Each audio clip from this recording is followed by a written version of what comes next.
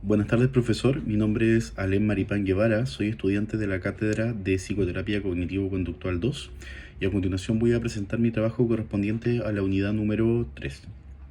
El motivo de consulta de la paciente del caso que yo revisé respecto a un caso de estrés postraumático consistía en un cuadro sintomatológico que se caracterizaba por sudoración de manos, sueño poco reparador, pesadillas en relación al suceso vivido, evitaba ir al lugar donde ocurrió el suceso traumático, pensamientos recurrentes e intrusivos, entre otras más que daban cuenta de dicho diagnóstico. El manual de DSM-5 establece una serie de criterios diagnósticos para establecer que una persona padece de este trastorno. Como es muy extenso, yo solamente me voy a referir a los criterios en general.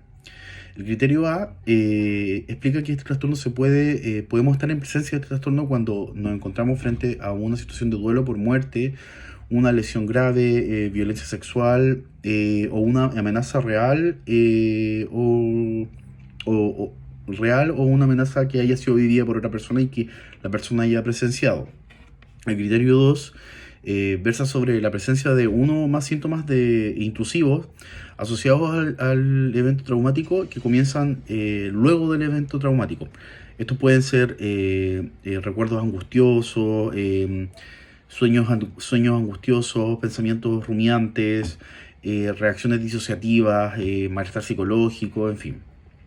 También puede incluir reacciones fisiológicas como dolor de estómago frente a la situación estresante, etc. El criterio C versa sobre la evitación persistente frente a estímulos que estén asociados al suceso de trauma. El criterio D, en particular, habla de las alteraciones cognitivas y del estado de ánimo que la persona que pueda ser candidata, por decirlo de algún modo, a este trastorno, comienzan una vez después de vivido el trauma. El criterio E versa sobre una alteración significativa de alerta y de reactividad que está asociada al suceso traumático y que puede comenzar inmediatamente apenas ocurre el suceso o después de un tiempo.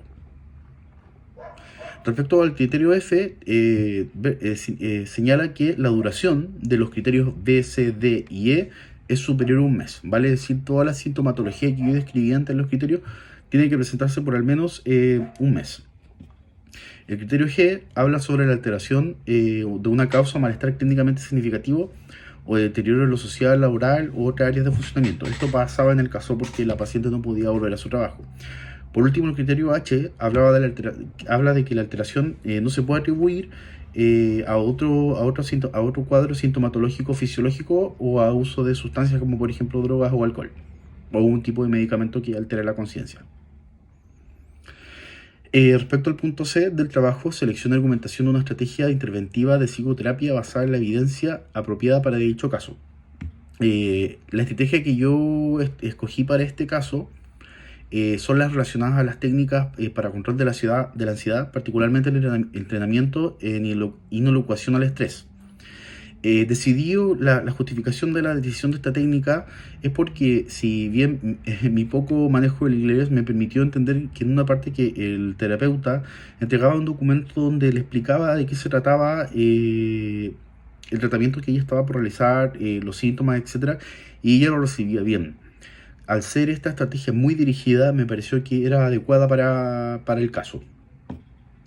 Respecto al plan de trabajo que se va a utilizar en base a esta estrategia que yo escogí, se divide en 3 pasos que son la fase educativa, la fase de adquisición de habilidades y la fase de aplicación. La fase educativa consiste básicamente en explicarle al paciente de qué se trata de qué se trata el tratamiento que ella va a recibir y cuáles son los efectos positivos que ella podría tener y resolver dudas al respecto. La fase 2, que es la fase de adquisición de habilidades, consiste en que la paciente aprenda algunas habilidades cognitivo-conductuales que puedan ayudar a controlar su miedo, tales como ejercicios de respiración diafragmática, detención de pensamiento, entre otras que se detallan en mi trabajo. Por último, la fase de aplicación consiste en en que la paciente en este caso, aplica las estrategias aprendidas anteriormente. A modo de conclusión, me gustaría comentar que elegí este caso en particular, el caso de estrés postraumático, porque en mi familia lo he visto con casos de personas que han sufrido de violación de derechos humanos y por lo tanto ha sido una constante en nuestra dinámica familiar. Algunas de estas personas de mi familia han asistido a diferentes tipos de terapia y en particular una persona de mi familia asistió a una terapia cognitivo-conductual que si bien no era la misma, fue efectiva en la medida en que si bien no permitió que ella superara el trauma de la vivencia propiamente tal, sí ayudó a que ella controlara ciertas conductas que perjudicaban en su vida, particularmente el tema de las pesadillas y particularmente el recorrido de ciertos lugares en Santiago. Por último, profesor, me gustaría decirle que me pasé el tiempo, pero esto no es fortuito. La verdad es que decidí tomarme un poquito más de tiempo esta vez porque en el trabajo anterior me vi muy limitado por el tiempo y mi experiencia a lo largo de esta bonita carrera me ha enseñado que algunas veces tengo que ser más fiel a mi estilo de aprendizaje que a la propuesta de enseñanza que él o la profesora me entrega para que yo aprenda.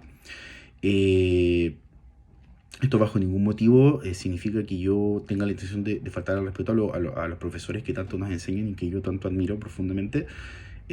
Simplemente creo que la forma en que uno aprende es más valiosa que la forma en que te enseñan. Por eso he decidido en algunas asignaturas ponerme un poquito más rebelde y no siempre seguir las condiciones al pie de la letra que se nos imponen. Yo sé que detrás de esto hay una intención pedagógica. Probablemente esa intención es que el estudiante pueda sintetizar la mayor cantidad de contenidos en un tiempo limitado y demostrar que aprendió.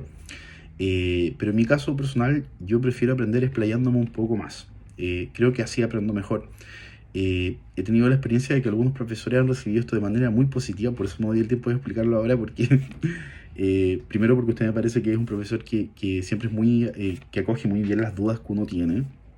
Eh, pero hay profesores también que a veces no me ha pasado y yo he entregado trabajo en otros formatos, he sido muy arriesgado. Quizá por el área en que trabajo yo soy profesor, trabajo con niños y en esta vez quise arriesgarme y presentar y no adecuarme exclusivamente a la forma en que se me estaba enseñando, sino que adecuarme más a la forma en que yo aprendía. Espero que eso tenga una buena acogida de su parte y eso, muchas gracias, profesor.